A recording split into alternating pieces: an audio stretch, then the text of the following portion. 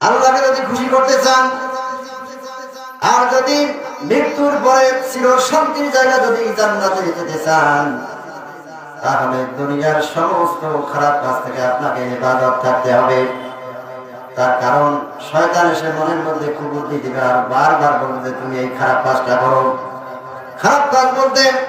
তুমি জিনা করো, ব্যভিচার করো, মিথ্যা কথা বলো, বেপরদায় চলো, মানুষের সাথে অন্যায় বিচার করো,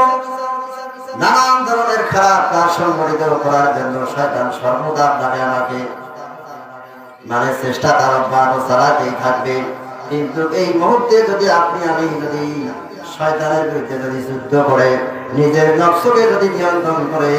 আল্লাহর নির্ধারিত পথে শরীয়তের পথে যদি নিজের জীবনকে পরিচালিত করতে পারি, তাহলে আল্লাহ তাআলা বলেছেন ওয়াম্মা মান খাফা